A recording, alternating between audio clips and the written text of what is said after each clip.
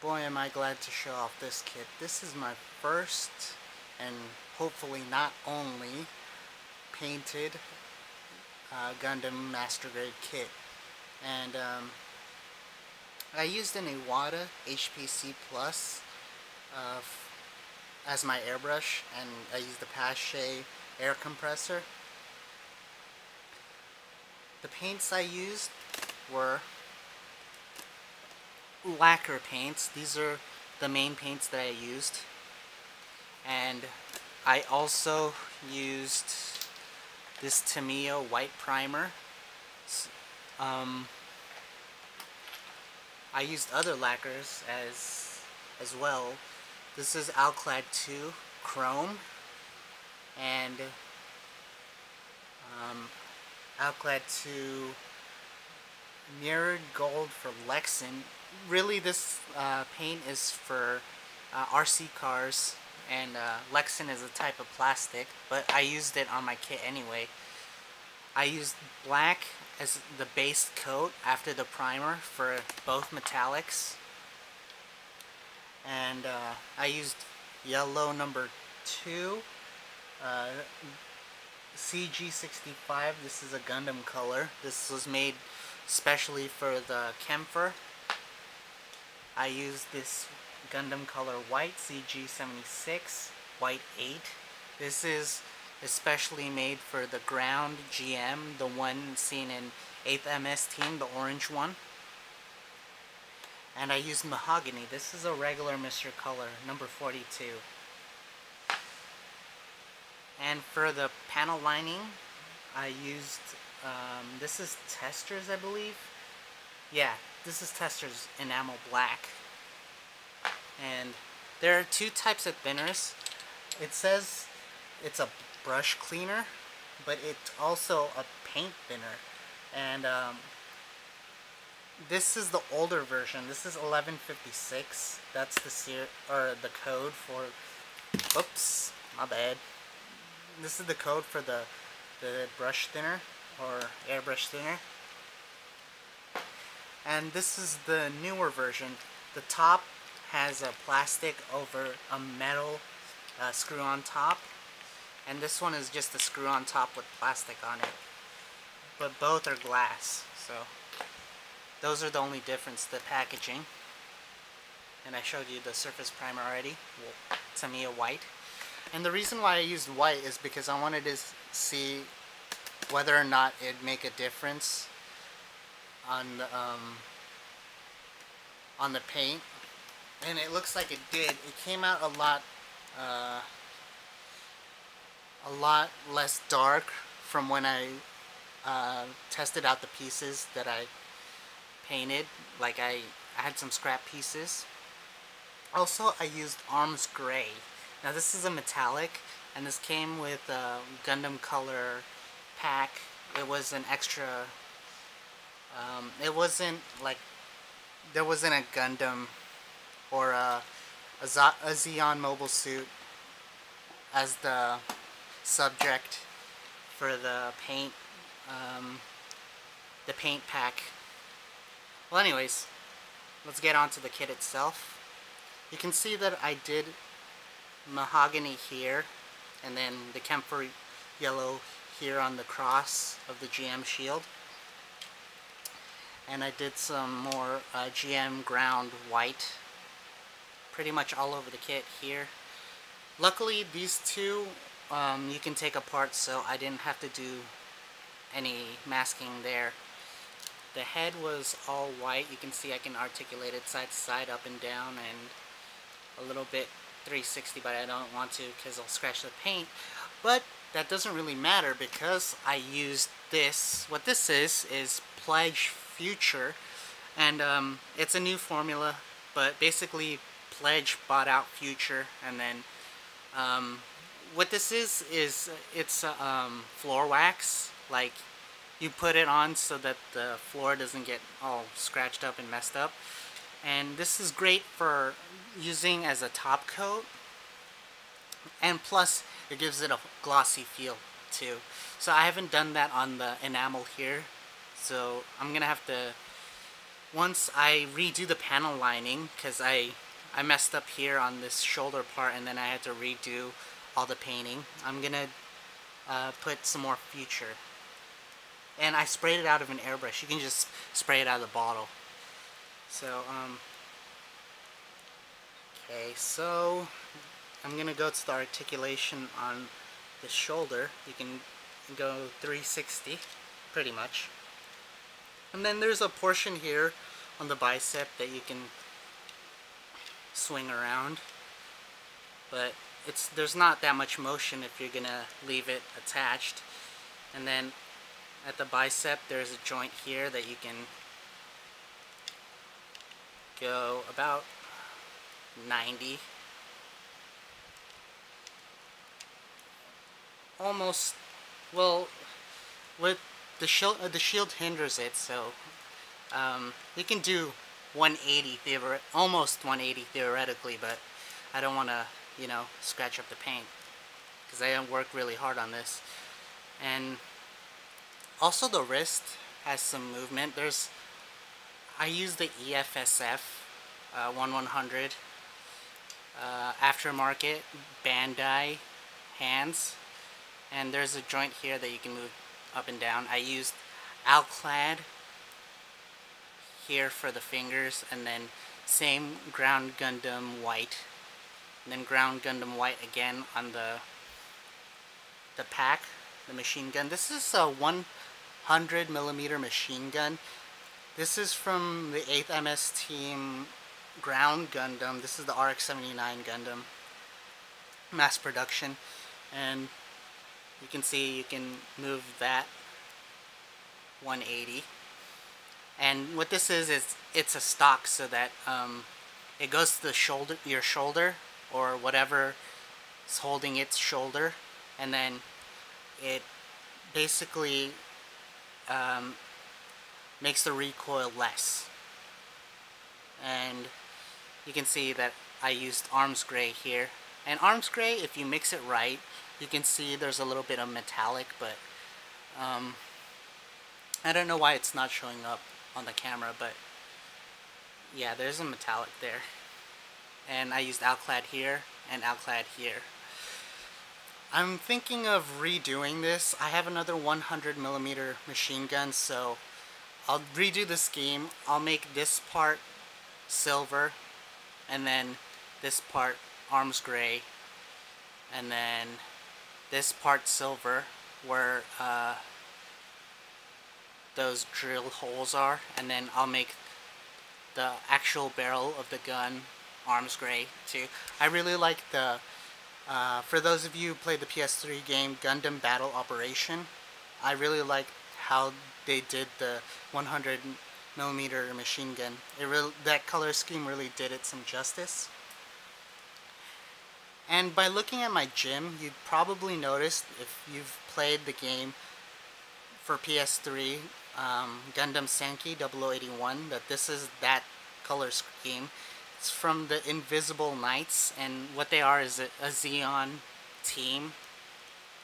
And well, anyways, I'm not gonna give away the story of the game, so I'm just gonna let you go off and do your wiki adventure or play it. It's a really good game. I really suggest you try it. I also did here on the connectors for the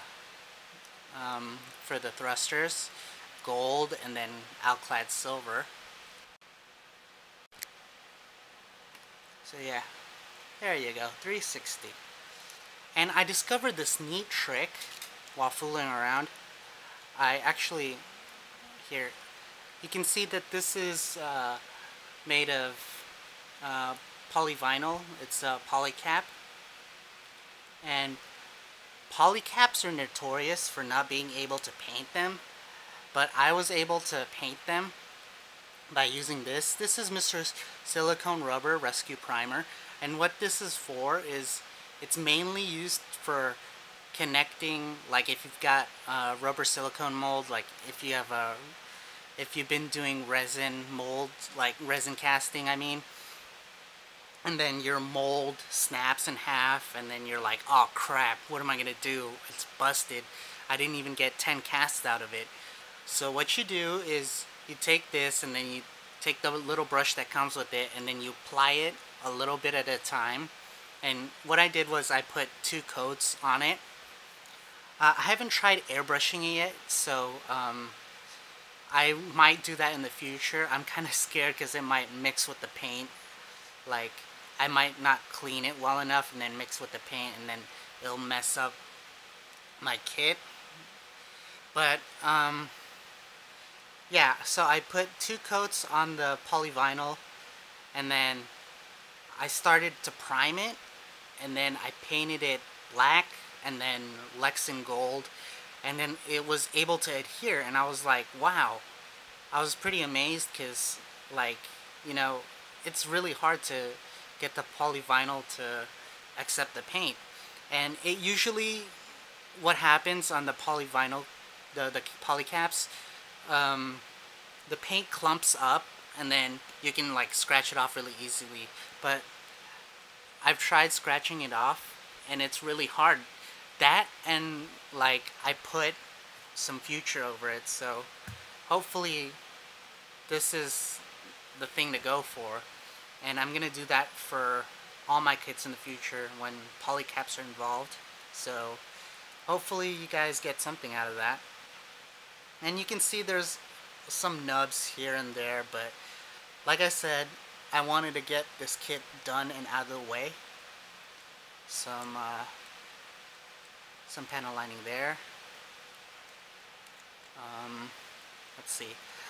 Here on the vents, I did shine red, and I don't have that color with me, but it's a Mr. Color.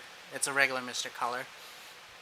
And then I put enamel black here, and then there's more vents here, and then enamel black. Excuse me. Excuse my burp. And then I put some decals here. This is from the regular 1.0 GM. And here's another decal. These are all stickers. These aren't dry transfers. Another sticker here. Sticker here. And you can see that I tried to do some shading here. Originally, I had this whole midsection.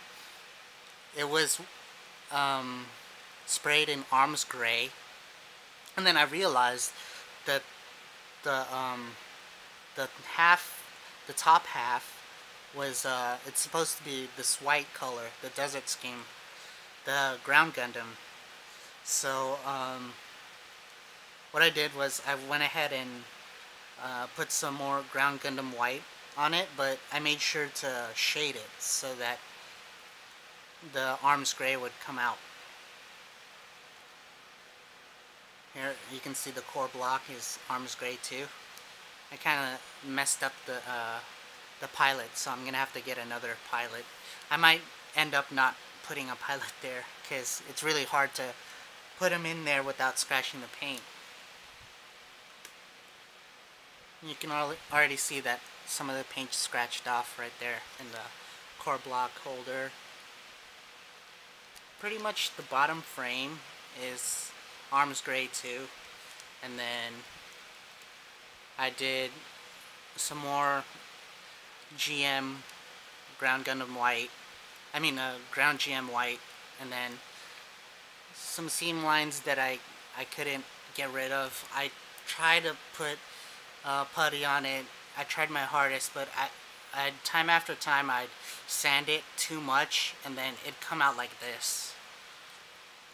And then that's just something to work on in my future kits, and maybe I can come back and fix that, but not now, because I want to get my morale up for more kits. Like, I want to actually finish kits now. And I was gonna do this part in gray, but that would mean sanding. Not sanding, masking, and I'm not very good at masking. Like, at all. So, like you can see on the knee, you can move it 90 degrees. I don't want to move it anymore because paint's gonna scratch off. Here in the back, you can flip this open, and I did some more Lexan gold. there's a part, this inner frame part, that you can just take out. Some more stickers here and there. And the ankle has some movement, and then there's the ankle, I always forget what this is called. But, well, anyway, ankle guard. And then I did some more Alclad chrome. I hand brushed with 20-0 Mr. Brush from GSI Krios. This is the smallest one I think that they have, and there you can see the tip. I used the Tester's black, and then I just painted this hydraulic part with black, and then as a base coat, and then I sprayed on the feature. So yeah.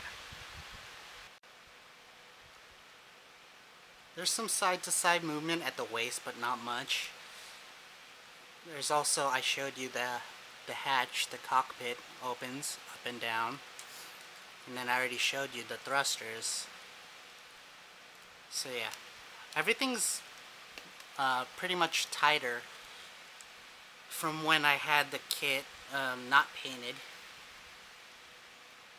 And I'm gonna go ahead and do an unboxing of the original kit. I just bought another kit from Manzarake, and this one was originally the US version, and the US version has that ugly yellow stripe on it, and I was lucky enough to get one of those for like $5, and so that's what this kit is, and there's not that much difference between the kits. And so here's me putting the hand together.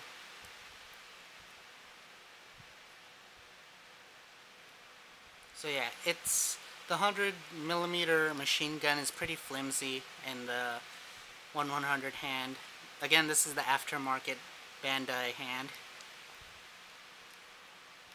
And that was the vent that came off. So yeah, this vent was already annoying when it wasn't painted, so it's actually it's being very good. Like, it's not moving as much, and as you can see right there, some of the paint just chipped off the black enamel. So I'm gonna have to go ahead and top coat it. So you can also see some articulation here. There's 3 ways that you can display this. One is this sensor here, and really this is just a space taker. You can also display this GM with 2 stabers instead of 1, and with a bazooka rack. Also, there's some articulation here in the saber holder. So yeah, I really like this project, and I hope to do more. And oh, and I also forgot, it's pretty flimsy on the 100mm machine gun, so there's not many poses that you can do on this with this kit. But it's okay, I'm fine with that, because this is a kit that was made in 1996, and it was probably the 3rd master grade to come out. I kind of like these proportions better as opposed to the GM 2.0, because my god, that fat head is so ugly to me. And also the other proportions of the body is really fat looking, so I really dislike that GM 2.0. Besides the frame, I mean, the frame is great, it's just the proportions are really, really bad. So that's one Invisible Knight done. I have an Eric Blank Zaku 1 custom ready to be painted once I stand it and everything. I messed up the painting on that, and that's a long story. And one more thing I almost forgot. There's also one more hand that I did, and that's the open palm. So yeah, gee, You think this kit is annoying now. Man, when it was not painted, it was falling off all the time. It was worse than this. So yeah. Thanks again for watching. This is JP554731. Please subscribe, rate, and comment, as I always appreciate that. And also, stay tuned for more Gunpla painting. JP signing out.